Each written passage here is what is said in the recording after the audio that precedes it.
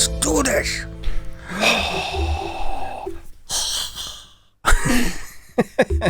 All right, welcome back to the best thing you watch this week.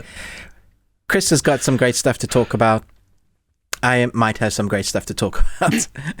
This week follows a similar formula as we've done for the last 2 years, but we're going to be adding in our Christmas movies as it's now Christmas month and we can be silly. Not that we're not silly, but be silly with Christmas movies, and we can review silly Christmas movies because that's what we do mostly on this.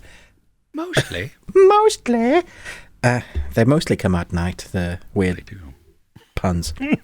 So if you've been following us for like over 2 years, thank you. However amount of time you've been following us, we really appreciate your time. I'm not going to waste too much time like with all the stuff that like what we do. I think you can check it out in the description. You can see our formula. But we talk movies, audio stuff, and the audio stuff, wherever you're listening to audio podcasts, that we're on there, and we do exclusive audio content on that. We also have a Patreon that's going really strong. Someone just signed up to our biggest tier, which is the Nic Cage tier, which is crazy, which means we have to do more work. Whose idea was this, Chris? Yours. Yes, it was right. Damn it.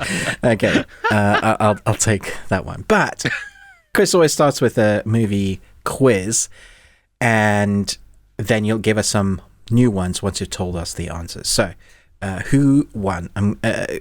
Chris Redslaff. Yes? Yes. Yep. Yep. And Red Comet. And Red Comet. I gotta give a shout out to Nostromo because for whatever reason, YouTube grabbed his comments from like the last 3 weeks. What? And tossed them in the spam folder. So they just didn't show up. They just disappeared. What did he? And what so, contingency did he like? What string of letters did he put together that YouTube went? Nope. Oh, it was nothing but profanity. I mean, it was just a string of Australian dirty. Watch your mouth out. Just, yeah, exactly. It was all about kangaroo stuff and everything and weird. It was, I don't know, no. But he did get some right from previous weeks. So Nostromo, apologies for YouTube being wonky there. I think we've sorted it out. We'll find out, though. But last week, the answers, Shooter, The Martian, and Ant-Man. Right. You don't know the tie, do you? No. It's not the director. I don't know the actor. Michael Pena. Michael Pena's in Shooter? Yeah, he's FBI. He's the guy that comes to recruit him. Right? No, he comes to investigate him. Oh, right. And then he finds out about him, and he's the one at the end. Like, do you trust me? Yeah. With your life? Yeah. And it doesn't click. Huh. It's time to rewatch that one. The Mark Wahlberg Shooter. Yeah. Not the series. Okay. No. But I got the van. Yeah. So okay, but I got the van. Luis is one of the best characters in the MCU. I'm telling you, he is. Every movie should start out with a recap by him. And the fact that they didn't have him for the new Ant-Man basically is the reason why that movie didn't work. So totally. You had a minute; it would have been so much better. Added some human interaction to that. Yeah. Mm-hmm. So you got some new ones? I do. Cool. And it's got a theme. Right. Does it have a theme? What's the theme? Well, I don't know. You're the one that did it. I'm gonna have to remember what the theme. You don't remember what the theme was. Oh, I know what the theme is. Okay, sure you okay. Do. Yeah. Okay. Number 1. I've read your file. I've also read your dog file. So let's cut the crap, shall we? This whole hungover, show up late, don't know which way is up act, I'm not buying it. I trust you about as far as I can throw you. Your dog file? Okay. Yeah. In my country, if you don't matter to the men in power, you do not matter. It is so different in your country. Okay. Martini. Gin. Not vodka, obviously. Stirred for 10 seconds while glancing at an unopened bottle of vermouth. Thank you. Nice. I think people might, with the third one, might be able to backtrack on the first two. Maybe. Yeah. It's the second one I read. I've not seen the movie. I've only read the book. Oh, interesting. Okay. Yeah. Cool. Yeah. Let us know. in the comments. Give a little bit of space so that everybody has the opportunity to guess. We'll give you the shout out next week if you get them all. Ruben, what is your question? Chris, what character sounds can you make that people will have to guess what they are and where they're from? For example, Chewbacca. My daughter can do that so well. I can't do that. No, it's getting worse. Character sounds. Wally. See, that gives it away because you're saying the name. I know. I don't know. Wait. Oh, where are you? That's a great one. Yeah, I like that. Yeah, I get that. Bitty, bitty, bitty. Do you know that one? I think I know that one. Yeah. Beep beep beep. That's a TV show, and it's old. I'm gonna do an animated TV show. Everybody should get this.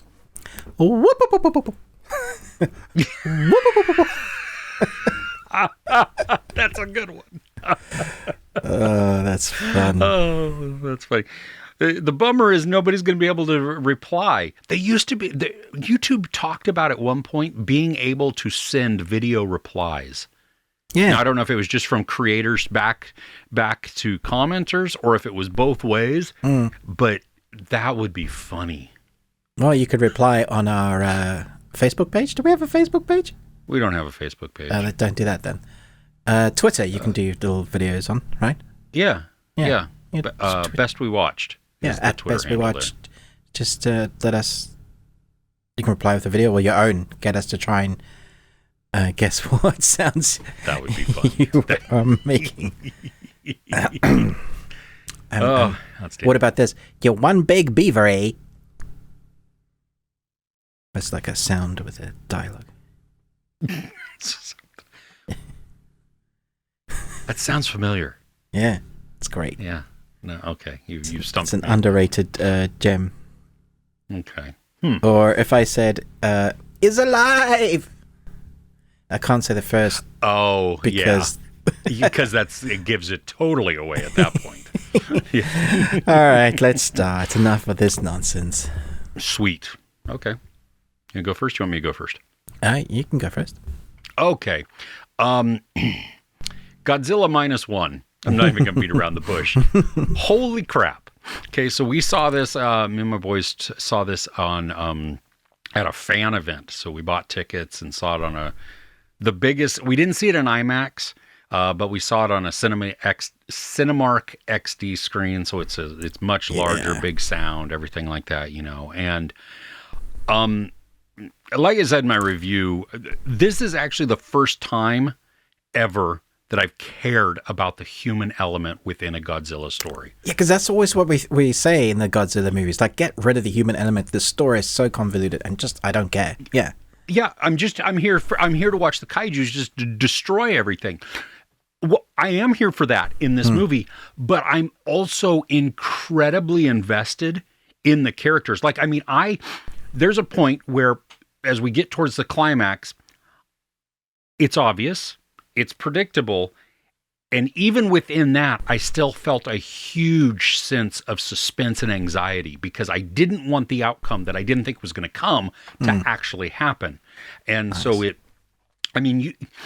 because we follow, it's post-war World War II Japan, and we're following a damaged guy. He's a kamikaze pilot who chickened out.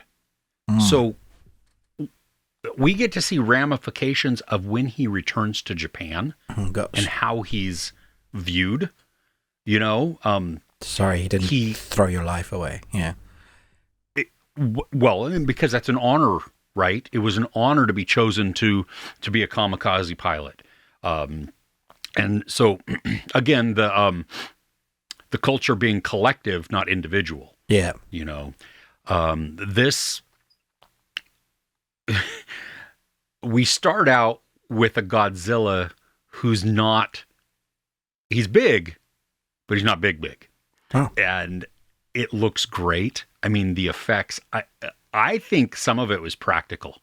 I mean, it just looks practical. It doesn't look CGI. Wow. There are CGI elements to it at some point, but a lot of this, it's not.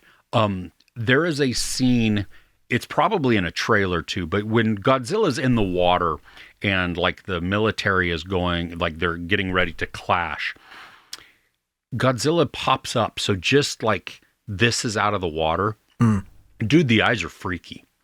Because they have a human-like quality to them, and it's unsettling. Because you look at it and you can, it's not like Dead-Eye Lizard type of look. It's really like there is anger here. You know, Amazing. there is a and It's you're like a big Charizard's really upset. Yeah, exactly. The atomic breath scene was outstanding because there's a new thing that he does in this one. You know, we've seen it, the blue glow, you know, and everything else, but there's more that goes with it. Nice. And you're like, you know, it just sets up the anticipation. Is the story good? The story is wonderful. It and this is not the one where, you know, Godzilla is trying to help humanity. Right, this is the original where he's just destroying the city. Exactly. He's a pissed off monster. Yeah. So we don't know. You rooting for Godzilla in this, or you're not? No, you're not. He's the antagonist in this. I mean, he is the villain. Which is crazy too, because like I think it's because the people we care so much about. You know, if we didn't know the people, I think it might be less emotional, less connective, because here we're watching, over the course of a couple of years, we're watching Japan rebuild itself. And after World War II, you know, I mean, it's decimated and it's taking a long time. And even when we see it towards the end of the movie where it's had several years to start to rebuild, I mean, it's not anywhere near, you know, like fixed and polished and everything else. I mean, it's still run down in a lot of areas. There's a family element in this, which I think is brilliant because it's not actually family, but it is family. And it's not family, you know, it's not, it's not Vin Diesel there. Yeah, exactly. So we follow this guy's story and the progression of him, how he first sees Godzilla when Godzilla is not big. And then he's out trying to help. He gets a job to clear sea mines around I thought Japan. Godzilla gets a job. My brain was like, what? He did. What's wrong with that? Everybody's got to work, right? He's over there, Godzilla. He's out there with it. Yeah, he's over there. Okay, I got a mine. Sorry. You know? Okay, so the guy gets a job. The guy gets a job clearing sea mines, and there's a Jaws-like part in it because you have him and a couple of other people on this boat, and there's a scene not on the boat, but they're getting drunk and they're talking around and stuff like that, and it reminded me of Jaws. And so it was great. I mean, it wasn't cheesy by any means. The only thing for me that kept this from being like the perfect movie, like the, just 5 out of 5, was I felt a lull in the middle a little bit. Okay. Because we see Godzilla, and then there's a long portion of just character building, which is great. It's not that. It's just there was a part where it was just kind of like, okay, I'm starting to feel like a drag in the pace a little bit. And then it picks back up, and it's great. The whole thing. I mean, it is this, now that I've thought about it even more, because I saw it like on Tuesday or something like that, I think this is my favorite Godzilla movie ever. Interesting. So mine at the moment is Gods and Monsters. Oh, King of the Monsters? King of the Monsters, yeah. With That's all the kaiju, and it looks beautiful, and the pacing was much better. that was my favorite. Interesting. Okay. I think it's a different type of movie though, because here in that one Godzilla is the hero. Right. Right. And this is just people trying to survive. Yeah. Yeah. And so it is there's real danger and peril here. And I mean, there was a point where he just goes God mode. And you're like, everybody laughed because it was abrupt and it was so visually awesome. You know what I mean? They're like, oh yeah. And so you had mentioned that this doesn't come out in the UK until what, the 15th? Yeah. I'm sorry. That is unfortunate. Because we recently watched Shin Godzilla. Mm. And while I appreciated some of that, that is a very slow movie. Yes. It's so much about the government and their response and building and all of that. It's not really what you want from a Godzilla movie. No, this one way better. The aesthetics are just beautiful. The set designs, I mean, the whole thing. Like we are transported to post-war Japan, and watching these people just try and rebuild their lives, and then met with another disaster. And when Godzilla, comes out of the water and then starts attacking the city, one of the cities, it's decimating everything. And it's wonderful. It's outstanding. And then that's not even the big fight. So nice. There's a moment.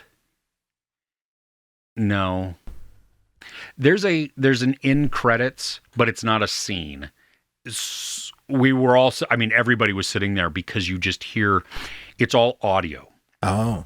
So you don't need to stay for it, but I don't know why you wouldn't if you're a Godzilla fan, because of the sounds that we get. So they might be continuing their own universe?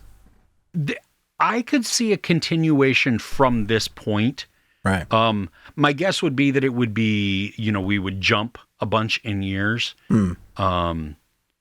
But yeah, it all makes sense too. Like there's no backstory on where Godzilla really came from. Don't need He's just there. They had Never talked about it. Yeah. He exists. Yeah. Okay. Cool. We just have to deal with the monster that's in our world now. That's the story. Yeah. Yeah. But it does explain how he becomes big and how he has atomic breath. Right. And that's outstanding. So cool. Yeah, this nice. one. I can't wait. I can't. Yeah. Oh my gosh, I'm so. It's made me want to go back and watch all the other monster from Kong and watch them in order. Yeah. Yeah, because that could be a fun watch.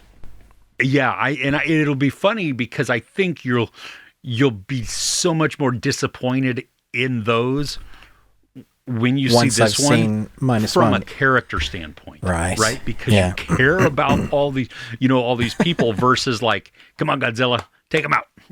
Eat him. Yeah, that's exactly. Yeah. Oh, nice. All right. What's on your list? Okay, so by far the best thing I watched this week is a movie that I somehow had missed. I don't think we got a cinematic release here in the UK, or if you did, it would have been hard to find. But I saw it was like on specials being sold really cheaply on Prime Video in the UK at least, so I got that. If I said to you, I am one with the Force and the Force is one, and the Force is with me, do you know who that character is from Star Wars? That's Donnie Yen from Rogue One. Yeah, so this is a Donnie Yen, directing, acting, and producing.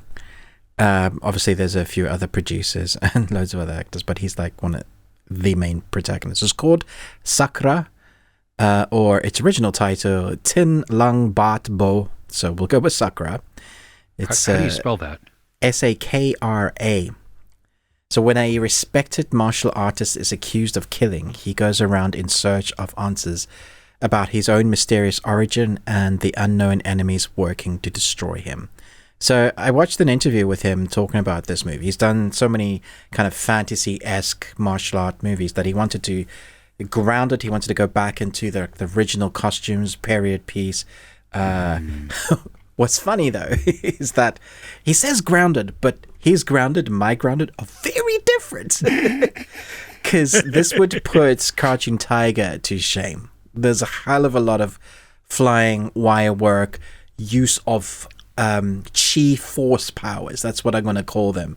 I mean, at stages, he's doing things like with waves, where he's making people, he's flattening them with his chi, like they're just hitting the deck, and then he's raising them up again so he can slash them, or he can like do a wave of like, right. So he's doing like basically Jedi stuff, along with his martial arts. The thing is that he spends a long time.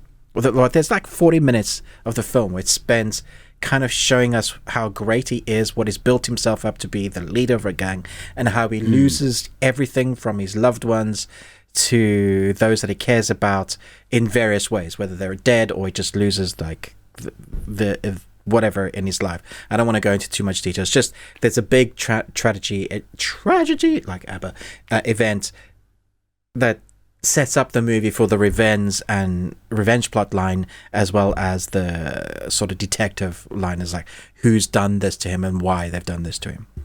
And then we go on that journey. He's also trying to rescue someone that he comes across using his own like chi to keep her alive, so he's slightly weakened because he's trying to keep her alive. And so you have a rescue mission, you have a journey mission, you have the discovery mission, and then you get those amazing effects with Donnie Yen. I don't know if you've ever seen a proper Donnie Yen movie, but, you know, not just Star Wars, but see him fight.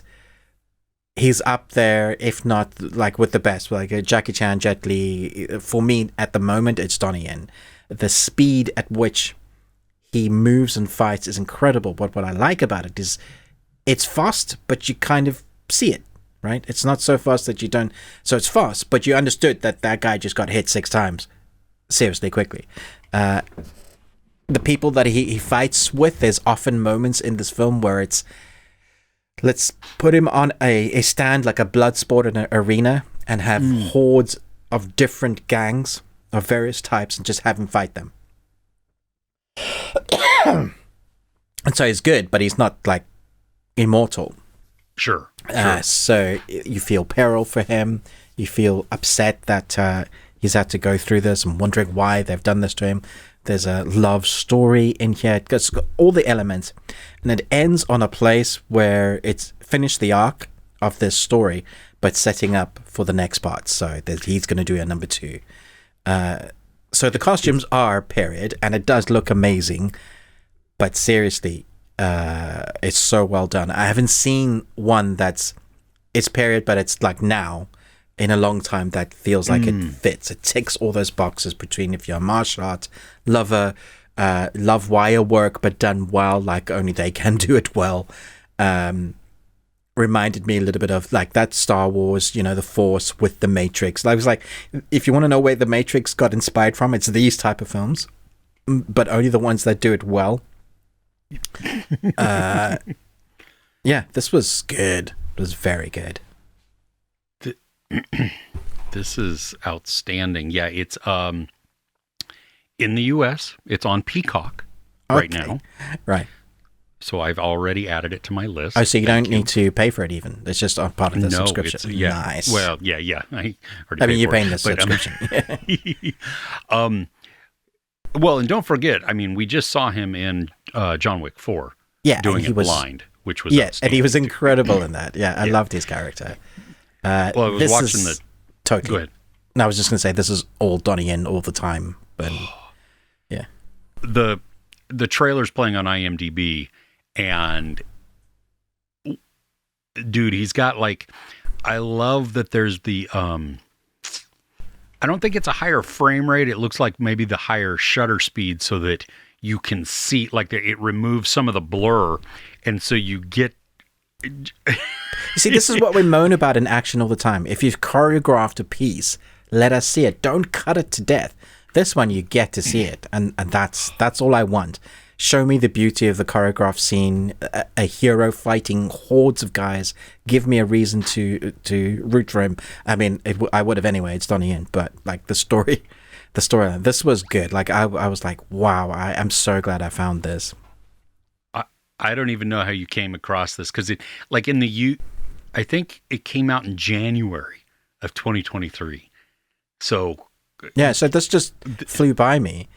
It just I'd never even heard completely, of it either. just propped up on streaming services. No one had talked about it. It's like, why? This is awesome. Dude, this looks so much fun. Yeah, it's really good. Yeah. Nice. Okay. Cool. Well, what's next on your list? For me, Slow Horses season 3. Okay. Yeah, this is on the list as well. Oh, is it really? Oh, yeah. Cool. Well, it's off of the Mick Herron book, Real Tigers. Yes. And so again, we're following Slough House, and you've got everybody. Gary Oldman. I think he stopped. They don't even give him script anymore. He's just hobo Gary Oldman. Yeah, I mean it's good Lord, like him burping, farting, just insulting everybody. And yet still being the smartest guy in the room. Oh my gosh. Always. Like he knows his job, right? They say something and he's like, yeah, but we're doing this instead because of this. And you're like, what? Yeah, he's so many steps ahead. If you know all that, why don't you include your team, damn it? Stop being a douchebag. The amount of contempt he has for everybody. Everyone, yeah. Yeah, it's just, except for Standish. Right? Like there is this special bond there. And we saw in the last season some of why, because of some of the regret and the guilt that he has, especially as it ties into River's grandfather. Yeah. But I was, this one, first off, to have Sope Dirisu join the cast from Gangs of London.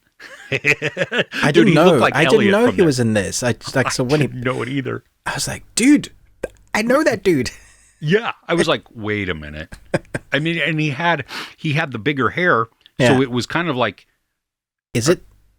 Am I watching Gangs of? I don't know what's going on here. It's just like because you look exactly like your character Elliot, and. Oh man, no. So I liked him in this a lot because he brought a big complication. Yeah. And yet I could get behind him. He's kind of sort of a bad guy, but you understand why he's doing it. So you're just sort of rooting for him. I mean, I definitely was. Yeah. Yeah. It was a noble quest, even though what he's doing may not be totally noble. Or how he gets there, I think. I mean, it's easy to root for these guys because we live in a world now where we don't trust our governments. We don't trust our police forces, those in charge with power. It's so easy to think, well, they are up to no good. Like, and so this story kind of plays on that those like MI5 there's something there that they need to, fish out of the dark recesses of a file warehouse that keeps all the secrets that nobody's ever going to know about. The Ark of the Government's in there somewhere. It's that sort of thing. I got to say, though, the guy that looks after the warehouse in this, hilarious. He's such an interesting character. And following that, this series is brutal. It is. Very. Like, yeah. I don't think, there have been deaths in the other seasons. This one though was it amped up. It started off not slow, but it just started off like this is what the story's going to be, and I was like, oh, interesting where they're going with it. And then something happens at Slough House, and I was like, oh, that's how they're including the Slough House people. And then it just gets more intense, and brutal in places. And it's like, surely someone's going to rescue that person now. And they're like, nope. And then surely someone's not going to let that go so far. Nope. It's like, damn. The action in this is excellent as well. It was, yeah. So much more gunplay, first off, than we normally see. We've not seen the whole team really kind of put into action. We see little bits here and there with them. But this, really felt like an inclusive. This time, they're actually on mission. They barely spent any time in the house. Oh yeah, No, exactly. And there was, I like seeing more of the interactions too. Because we get now Roddy outside of his computer, which doesn't make me like him anymore. What a character! But he's like the opposite of Jackson Lamb. Like he's so rude and abrasive, but he's also not the smartest guy. He really is. Although he is really he's very talented. He's tech. He knows that. Yeah. But any other decision he makes, you have to worry. Well, and you like, it's very hard to even like him at all, even when he's right or something, because he's so, there's something about how he plays it, which is genius, by the way. I mean, the way that he plays the character to make me so repulsed by him. It's like, it's like the perfect explanation of this character is when Lamb sees his car and he's just like...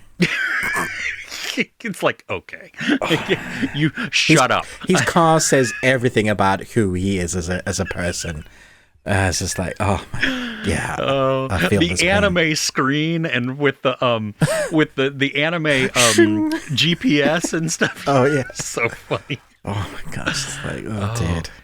But this one, I mean, there was a good amount of tension that I felt, because I think because they amped up the violence and not everybody was safe, that then you actually felt like, oh, well, somebody else might die, that we care about. Because in season 2, that's what they did. And I was like, wait a minute, what? I was just starting to like this dude. And not anymore. But not anymore. Exactly. Season 4 is it was already announced when they announced season 3. But they do a little trailer at the end. I think that's not spoilers, but at the end of the 6th episode. Mm-hmm. Yeah, and I was like, that's filmed. Like, that's a trailer that's all done. They've done it already. I love that. Because at the end of season 2, they also did that. Yeah. Right? I don't think they did it at the end of season 1. I think they weren't sure if they were going to renew it, but then when they did season 2, that's when we knew they did the trailer for 3 and then announced that 4 was coming. So I think we still have another season coming because I think they renewed it immediately for 2, and then they said, "Oh, we're going to do another one after that." So, and there's possibilities for more. There's like 11, 12 books. Oh, I don't know if he has that many on Slough House. I mean, Mick Herron has a whole bunch of books, but he has. I think they're like 7 or 8. Okay. Total. Because some of them they do 2 books in one, some is one, so it just depends on how they filter that in. Yeah. Yeah.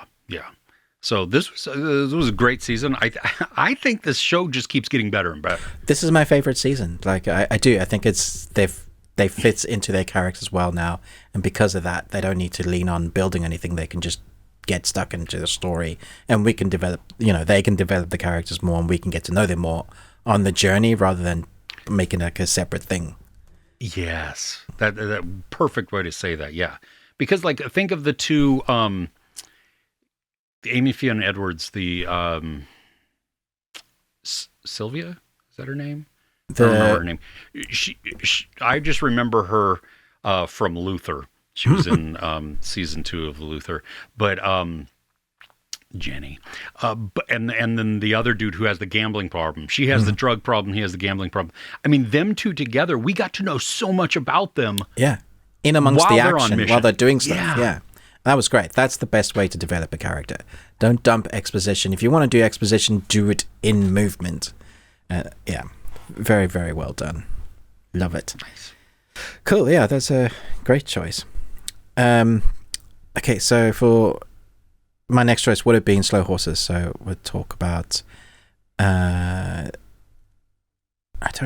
this is not necessarily on the best thing I watched, but you might have this one. So I will talk about Obliterated. I've been really looking forward to talking about this one with you. Is this on the worst thing you watched this week? One of the 3? It's one of them. Okay, this is one of the best things I watched, so let's talk about Obliterated. A new Netflix special forces team that's people from all walks of life in different like army, navy branches. Yeah, so they've come together to stop nuclear. A bad guy has got a nuclear warhead, and they're in a suitcase, and they're going to sell it. Now, it's so old school storyline that I said in my review, it definitely needed to be a film from the 80s. It's like Expendables sort of thing. I like the idea. I like the idea of what it was going for. The Hangover, crazy characters. They're so out of it that, like, the fact that they can even shoot straight or make any sense of the amount of drugs that they take. It's Weekend at Bernie's crossed with Hangover, with I guess the Expendables and some 80s cheese. And so the reason it worked for me is because I grew up watching these cheesy American stuff in South Africa. That was the thing that I loved. Like, and so now, and I think this is partly, I was trying to work out now the reason why I love this other stuff like Reacher. I was thinking there was another Netflix series about a woman that was a spy, and you didn't like that either. In From the Cold? Yeah, I think so. Probably that one. Where she had the special abilities built into her? And there was another one as well. There's been a few, like, where you just... The dialogue isn't particularly great, but the action is, like, fun, but it's also just... You really don't have to think while watching this one. It's as stupid as. But for me, I found it really funny. Like, the chopper guy that didn't know he had taken drugs. The fact that he was hallucinating... like a gremlin thing that was talking to him, and there's moments that really works for me. I thought that was really funny. The torture scene with the penis, I was like, no, what are you doing? There are moments scattered throughout. That was brutal. Yeah, it was really brutal. And there was a lot more nakedness that I expected from men and women. Like, they really go for it on the sex and stuff in this one. Like, they don't shy away from it. That surprised me. It's like normally Netflix try and dumb it down a bit on that because they wanted like a 15 or a wider audience. They were totally going for an older, more nostalgic of what the 80s films used to bring, like what they could get away with. I did appreciate that they were equal opportunity offenders. Like that we just don't have gratuitous female nudity, but whatever. If you're going to show female, you show guy, and every single one of the lead characters had some sort of nudity shown. Yeah, they did, yeah. And the dude's black dong was massive. And I was like... The girl's response, like visual response, to it was hilarious. Yeah, it's like, didn't think I was going to see that today, but here you go. There were really funny action moments. That's what I like. They incorporated the action with some funny comedic moments. Now, it does drag, and it doesn't need to be 8 episodes. But my wife and I watched this not having to think at all. At the end of the day, we've had a full day of whatever you're going through. We sat down, had our dinner, had our dessert, and just watched. And I already can't remember half of it, so it's that forgettable. But I really enjoyed it at the same time. I watched your review and just laughed because it's like, I agree with everything you're saying, but that's why I enjoyed it. Okay, fair enough. Yeah. I can respect that. I looked at Rotten Tomatoes because it's mostly people just hating on it, which I think is deserved. Yeah. But it's weird too, because a couple of the positive reviews that I saw were from people from non-American outlets. Interesting. And I wonder if that's some of it, because this is so, like, I could see this as trying to be The Boys. I tried to watch it as a satire. Like, I couldn't take it seriously at all. It's totally like a almost parody. Yeah. Yeah, but it's so out there. It is, but it never has the actual bite. Those characters can't be real. USA. You like, who does that? Like, Americans don't actually do that, right? Do they? USA. Have you been seeing the news? No, I try to avoid the news. The maggots are just circling the bin. I don't know. Yeah, no, that's how it is. I mean, there was like I said, like literally a circle jerk at the end. Yeah. Because you have two people having sex, and as they get ready to climax, everybody else is shaking champagne and popping the cork, and it's coming out to the chants of USA. Yeah, that's why I thought it's like a parody. It's a joke, like a sort of what was the stop motion? Team America. Yeah. But see that has like actual like satire has a point. You know what I mean? Like it's pointing out ridiculousness and really getting into why. And you didn't like any of the characters?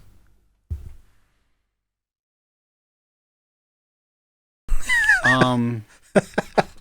I love that you really have to think about this. Okay. No, there's a twist on a character that I think they were pretending was smart that I knew from... I literally turned to my wife and went, this person is this. Yeah.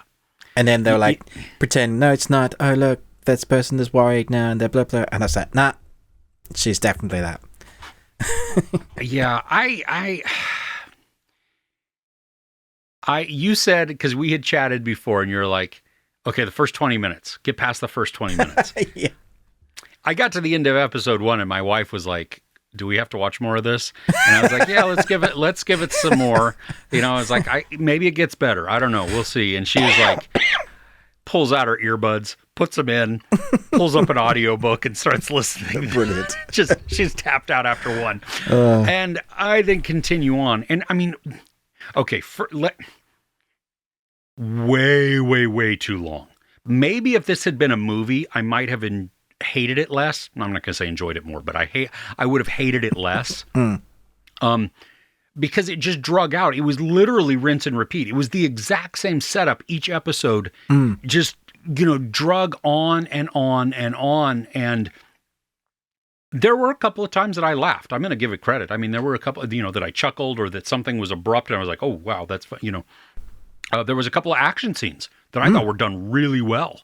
They blow away like some of the other better shows that we've seen that have just worse action or so many more edits to it, Yeah. So but it needed much more of that sort of stuff. Yeah, I just, for me, some of it was just, it's like, oh, this is disgusting because this is just showing the mirror of America, but like in The Boys.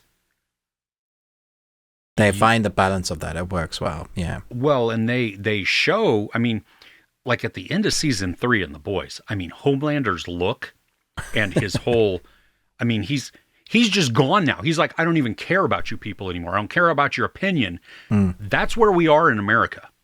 True. Okay, we have people doing the craziest crap in government, and people are like, that's it. That's the way you do it. Maybe that's why. Like, I'm just thinking how close you are to that stuff that goes on in America. You can't see it as parody because it's too real. It's just like, this is what we live through. This is what these people are like. Well, and seeing it had a bite to it like The Boys does, where The Boys actually recognizes that, no, Homelander is not the hero. Homelander is the villain. This one, though, doesn't ever say... These American idiots are the heroes. They just saved the day somehow. Like, what government would still allow them to act and do the job the way they did? And what team leader wouldn't say, okay, we're calling it quits? Because the arrogance of them saying that we're the best and we're the only team that could do this. Like, there's 100% you have to put any sort of believability to aside and to be able to watch this. Oh, totally. Yeah. Yeah. No, that's... Also, at one stage, a character and a bad guy character fall down 20 flights and they shake it off like they're fine. That's the sort of logic that's in this. Like, if I wanted to, I could tear it to shreds. Oh yeah. Well, they get back up and start fighting again too. Yes, they do. That was as like, what? Yeah, one or both of you are dead. Yeah, because I mean, it's a spoiler for that moment, but just an example of how silly this is. He landed, the good guy landed on the guy's like butt because he was like, I was like, but wouldn't that break your back? Like, the momentum, I guess the padding. Are you saying you would flatten the dude underneath you? he would be mush. Like, mush. Yeah, he would like squirt out from the side. Yeah, so like if it was 3 flights, I might have believed it. Like the lift had come up. If they'd shown during the flight, the lift had started moving up. Then I would be like, oh yeah, still like sure you got a couple of broken ribs and that kind of stuff. Oh yeah, but yeah. 20 you're flights. damaged, but no. Anywho, no. I'm glad you enjoyed this. I did enjoy it. But I know I still only gave it a 3, even though I enjoyed it. Like, and I think was shocked at the 3. Of course you were. Yeah. What did you give it? A 2 or 1.5? 1.5. Dang. Okay. And that was only because there were a couple of good action shots, and there were some moments that made me chuckle. Wow. Yeah. Yeah. No. What did you give Reacher season 1? Probably a 2. 2, maybe. Yeah. And then I incurred the wrath of all of the alpha males on the internet. I'm not an alpha male, and I love that series. I know. I got to tell you, I'm going in for season 2 with an open mind and hopeful that I'm really going to get into it. But it did really well with what they did in season 1. So what makes you think anything is going to change in season 2? I don't know. Polished. He just looks sad now. I don't. No, don't make me. I'm looking forward to it. Like, I'm going into it with the positive mindset of like, this is going to be good. It's going to be great. I've reset the bar. I'm not even comparing it to season 1. Make Reacher great again. Yeah. Can we not? Can we not do that, please? That's too soon. Yeah, that's... Okay, what else is on your list? I don't have anything else on my list. I see. Yeah. I thought you might talk about There's Something in the Barn. It wasn't good enough to be on the best thing. It was fun. I think you enjoyed it more than I did. I like... the second half of that movie, I really liked. Yeah, I agree. Because it went bat crap crazy. That's what I wanted. But the first half was like, I said Hallmark. I was like, yeah. It was slow. It was cheesy, like cringy. Bad Hallmark Christmas movie. That's what it was. Yeah, yeah. And I didn't like I'm supposed to care more about the family in this beginning moments so that I can feel concern for them in the end. I only liked the kid.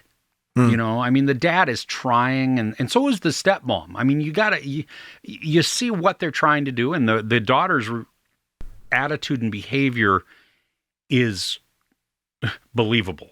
Realistic, you know what I mean? She's been uprooted. I thought they were there on vacation, and then when we find out they're moving, it's like... Yeah, no, I get why she was upset. Like, yeah, I mean... So, yeah, no, it was not a bad movie. I mean, I gave it a 3. I had fun with it, but it's not... so like Obliterated. Yeah, that good. No, it was better than Obliterated, and it was shorter. Yeah, okay. Yeah. When the elves got drunk and found guns, that was hilarious.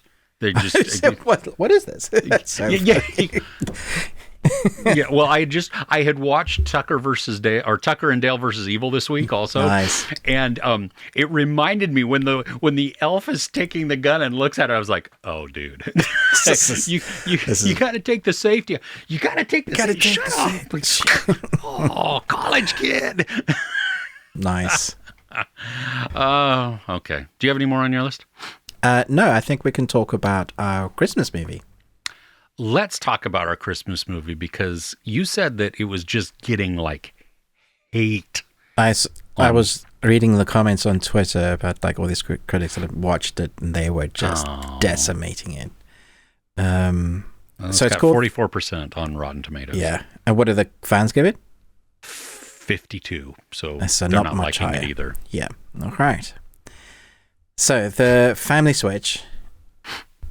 Is that what it's called? Family Switch? That's what it's called. Yeah, Family Switch. Is a take on 13 Going 30, Freaky Friday, all of those kind of body swap family movies. Yeah.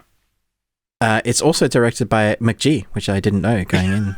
I didn't know that either going in. I was like, what? And if you're listening to like, well, who the hell is Mike G? He's the guy that did the Charlie's Angels movies, Terminator Salvation, The Babysitter, Killer Queen. I think he did the first one as well. He did both of them, yeah. Yeah. I actually quite like him as a director because he does fun stuff, and that's what I'm often in the mood for. I went into this with a bit of hope. I don't really like these type of Christmas movies, but I like the body swap movies. This is not really a Christmas movie. It's a family movie. Yeah, it just takes place during Christmas. Yeah, it just takes place during Christmas. Jennifer Garner, genuinely, if she's in it, I will give it a go. Yeah, genuinely. Okay. Yeah. I laughed really hard at one bit. So, what did you think? I went into this with the expectation that it was going to be stupid. Okay. It is stupid, but it's my kind of stupid. It is very cute. It is exactly what you think it's going to be. I mean, it's body swap, but now we have mom and dad swap with son and daughter. And so, that whole fish out of water, everything is predictable. Totally okay with that. There are little things here and there that I thought were great. All of Weezer is in this. For some reason. Why? I don't know. I mean, because the first one I see it, because Ed Helms, who I'm not really a fan of. I mean, I hit and miss with him like all the way around, but he's in this band called Dad or Alive, which I thought that was outstanding. That's a great title. Yeah, a great band name. Yeah. His guitarist, it shows him because he's a teacher, he shows him at school, and I'm like, is that Rivers Cuomo? What? I'm not in my head, but I don't know, I wouldn't know what they look like. I only knew that now because you were like, oh, Weezer's in it. So, okay. Yeah. Yeah. So the bassist, the drummer, the guitarist, everything. It was great. Yeah. It was I wouldn't. So good. That didn't. So that now, if I watch it again, I'll be like, oh, that's who they are. Yeah. Then let's see. There's a 13 going on 30 is actually said in the movie, which made me laugh. They say something else as well. Like, what was it? There was something literally right next to that. They mentioned, like, in that one conversation, it was one, and then because I think they one. call it Freaky Friday also, too. Yes, that's it. Yeah. I mean, it's self-aware, right? And I appreciate that it knows what it's doing, and the movie knows what it is, and they're calling it out. Maybe this is what you laughed about, but the baby and the dog. No, it's not what I laughed at. Oh, that almost made me turn it off because that was nightmare fuel. Oh, it was, but it was unexpected, right? Oh, I didn't think they were going to go there. Like when you have a body swap and you got the family and the dogs, in it, you don't think that they're actually going to swap baby and dog. Like, and then putting Matthias Schweighofer. He is so funny. He's dry funny, but exquisite. Just so mad. And by the end, it's very strange. Your baby and your dog are spending too much time together. Yes, exactly. I mean, yeah, okay. So everything is predictable, even like we've watched Jennifer Garner eat some ice cream. It's already been vocalized before that of what happened, so we know what's coming. So the jokes are, it's all set up and predictable like that. Yeah. There was one moment though, I kid you not, that the actors were doing such a good job of playing their alternate. Yeah, the younger and older versions. Well, mom and dad, son and daughter. Yeah, exactly. So towards the end of the movie, they're all rushing to one spot, but before that, they're having this big conversation. Seriously, I forgot who was who. Like I was like, good. It was. I was very impressed because I was like, well, oh wait a minute, no, that's the wow, okay, and it's for me, it was sweet. There are parts that are cringy, obviously. It does get a little slow and repetitive in the middle. Like we've, okay, The joke has been done. Yeah, I do think they could have. There's probably a 10, 15-minute sequence in there in the middle that they didn't need to go over it again. They could have learned their lessons a little bit quicker. So the pacing would have been quicker, because we know what the formula of this is. So you don't need to stretch it out. It almost lost me at the beginning. I almost switched it off, and I was gonna like text you and say, okay, I'm not. Well, let's choose another one, because there's this gag where the father fell into the Christmas tree, and it was so badly done, and it was so like, oh, this is right at the terrible. beginning. Yeah, right at the beginning, and he falls into the. I was like, no, like this is gonna be bad. And then I kept watching, and what hooked me is normally you get the mom and the daughter, and they swap and they have to work out, like what's in. But because you have a married couple who are now replaced, like the sons and daughter are in the bodies of the married couple, and they have to act like a married couple. When they go to kiss, it's one of the funniest scenes I've seen that's what was making me cry with laughter. I was just like, I couldn't handle it, because it was the way they were acting, because it's son and daughter, yes, brother and sister having to kiss in the mom and dad body, and they're especially because the boy is younger. He's like, what, 14 maybe? Yeah. 15? Yeah. This was part of the reason why the critics didn't like it, is because they were saying it was like, oh, let's celebrate incest and funny jokes like that. I was like, that is not what it was doing at all. They were obviously like, didn't want to do it. Do you not understand the situation they were in? So there were lots of inappropriate jokes, apparently, which I didn't find inappropriate, and I'm dead. I'm dead. Oh, your camera died there. Look at that screenshot. That is wow. That is a beautiful. For anybody on the audio, Ruben looks like he's about to sneeze, and that might be his thing for the thumbnail. I don't know. We'll have to see, because that was outstanding. And he's kind of back. It was. I don't see how. You're really low, or the camera's really high.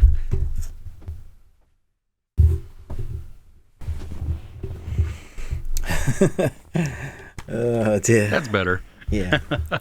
I'm suddenly like an elf. I don't get how people. It was not celebrating incest. It wasn't. It was. I thought it was handled really well, because first off, you see that they don't want to do this at all.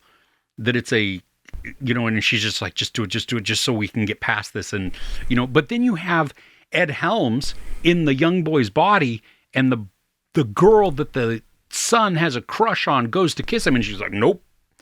You know what I mean? Like it. Yeah. That would have been an appropriate thing visually. But on the other side, it's not appropriate, because he's a 40-something-year-old guy, and he recognizes when they go to bed that one time, and nope, and she's she's like, nope. Yeah, so they must have watched a different movie or something like that, because I saw everything that I saw was going away from anything that was inappropriate like that. Yeah. Yeah, so I was trying to find but I can't. But yeah, you can search it on Twitter, and lots of people were agreeing with these critics. And I was like, oh, really? Some people just want to be upset. That's what it feels like. You want to find something to be upset about. Yeah, I mean, I don't know. I mean, first off, what it is I don't know how you go into this movie that is going to be a Freaky Friday holiday thing and expect something different. Right? They're going to have those awkward, son's in a bigger dad bod that's unfit and got broken knees, and but also his junk is going to be different. There's all of that, like comedy moments. And never do they make it icky. It's always family friendly. Yeah, because you don't have like in an R-rated comedy, you always see it, like the guy looks down, or the girl look, and like hot none chick. of that was in here. It was I don't know. Yeah, I had fun with it. I actually thought that the key moments where the characters learned their lesson type of thing were actually really touching. Because it is obvious. We know it's coming, but the doesn't way quite that they happen were when delivered, we think it's going to happen. no, it does. Which I exactly. Liked. Yeah, I did too. I thought this was done really well, and it was. I mean, it was. Is this the best movie ever? Absolutely not. This is probably not even the best body swap movie. It's not. But it's not. No. It was fun. I saw Netflix had posted something which I thought was really funny because you had Jennifer Garner and Emma Myers together in this movie. Then there's a scene, then it was a still of Emma Myers and Jenna Ortega in Wednesday because they play the roommates. Oh yeah, the roommates, yeah. And then a still of Jennifer Garner and Jenna Ortega from Yes Day. Oh yeah. It would have been funny to incorporate that somehow, like Jenna Ortega, because it would have taken too much explanation to figure out why she was there all of a sudden. Yeah, but that's funny. Yeah, I think if you like holiday movies or you're looking for something cute and silly, it's a little too long, but this is fine. This is a good I like this way better than I like Obliterated. Yeah, you're like, no. I laughed harder in this than I did in Obliterated, and more consistently. I could do with less with Demon Dog Baby, CGI Demon Dog Baby. Oh no, I needed all of that. All of that. Oh my gosh, that was terrifying. It was so wrong. It was so wrong. But the thing that made it though is you had to have Matthias Schweighöfer interacting with it. Yeah, because he's the straight guy, in the comedy. Like because yes, look, that's I got your funny. baby to lie down in bed. Yeah. In the dog bed. Why did that mean changing the diaper? The whole thing. I mean, because it would be cute and it would be funny the first time. Yeah. So we see the dog acting like a kid and the kid acting like a dog. Okay, that's but funny. if you kept playing on that gag, it would just be quick. It's stupid. It'd be weird. Yeah. You need somebody in there to call out the ridiculousness. And he was brilliant at it because of his responses and his just matter of fact. And if they don't like him that much as a neighbor, why do they leave their child with him and their dog? And why does he agree? He seems to not like them either. Like, I need to train your dog, okay? And a bath. And a bath. Please. Leash and a bath. Yeah. I think they trust him because he's so meticulous. Right. He's so his dogs are like so. Yeah, he's buttoned down and or maybe he was the closest thing and we've already established that he's a person that they know, and so I don't know. Yeah, probably in real world wouldn't choose him, but yeah. Okay. Do you have an anime thing? I do have an anime thing. It's over 9,000! It's my anime thing. Okay. I don't know what that is. That is Goku from Dragon Ball Z. Oh, okay. Yeah. Over 9,000! Is he the one that says over 9,000? Yeah, he's literally the... okay, he's not the one that says it, but Oh. he's the one that they look at when the visor cracks. And he says, it's over 9,000! Oh, yeah. Okay. Anyway, Netflix dropped another... I believe this is their last one of the year. So that's like all the anime that they've been doing. But they did an anime called Onmyoji. Onmyoji. So that's why I was struggling with it. Onmyoji. Basically, there is a wizard type dude spellcaster who has no friends, but he belongs to like the emperor. He's like the top guy who has the most power and can do the most stuff, and he has got to protect the emperor and the surrounding city. And he befriends, or well, somebody else tries to befriend him who doesn't have any powers, but is sent along to solve the mystery of the week, like in the episode. So it's like this demon is doing whatever. Can you please dispel it or exorcise it? My wife is acting like this. I think there's a sort of spirit, and he gets called or dragged into it. But what this is actually, so there's 13 episodes, the standard like 25 minutes a piece. It's like a bromance anime, because it's like these guys, they don't really want to be friends, but they desperately need a friend. And so in amongst sorting out these spirits that seem to be becoming more active and dispelling them, he ends up being really close friends to this guy that has no powers but is willing to do whatever to protect the kingdom along with the emperor. And so we have an arc that kicks like later into the series, like 6 episodes in. That's when the big arc kicks in. But it's first establishes the friendship, not friendship, and the law and the rules. And so you get a few of these investigations that they complete. And then the arc has been included earlier, but you just didn't know it yet.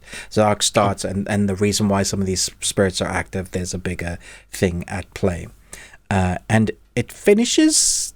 sort of. There is, again, like, if you want more, they might do it, but it's somewhat contained. I would say, as out of all the anime that's come out in the last 2 months on Netflix, because they've almost been doing like one every week, basically, this would be on the lower tier. Not because it's not good, just because there's been such an amazing amount of great anime. Like Pluto is a masterpiece. We had Blue Eye Samurai, which is also a masterpiece. Like, there's just really top tier anime and storylines. So this is might be one that you put on your back burner because there's a lot that you're getting through. But don't forget about it, because it looks beautiful. It's well animated. The character voice work between English, if you don't like reading subtitles, is good. Original's always better. And the storyline, it builds. And that's what I feel like. It's a slow burner. It builds up to a better storyline. But the bromance is what I keep coming back to. You can't help but root for them to actually be friends and look out for each other. Yeah, it's very good. Nice. Is it going to have more seasons, do you think? I don't know. Like, we never know with Netflix, but... Sure. Does the story, though, feel like it totally. It feels like this is the start, yeah. Oh, okay. It feels like... there is a story that's complete, but it feels like they could go on for many seasons, depending whether they're adapting from a manga, which they normally are. So, yeah. And that's all the anime I have for this week. All right. Well, hey, thank you for joining us. We appreciate your eyeballs and your listening. Don't forget our Patreon opportunity. It starts at £1. Patreon.com/thebeardedones. It's on the screen. It's in the description below. Also, we have a full audio version that is more of this. More? It also yes, it mostly. More where we cover entertainment news, things that we're looking forward to in the coming week. We talk about a movie we watched together, and we hit upon the thing or things that did not make our list this week. I already talked about how much I did not like Obliterated, but you loved Obliterated, yeah. Yeah, I have 2 more that fit in this category, it was weird. Okay. But on YouTube, don't forget to like, share, subscribe. Ruben with the Ruby Tuesday, me, Chris, Movies and Munchies. We will see you next week. Okay, take care.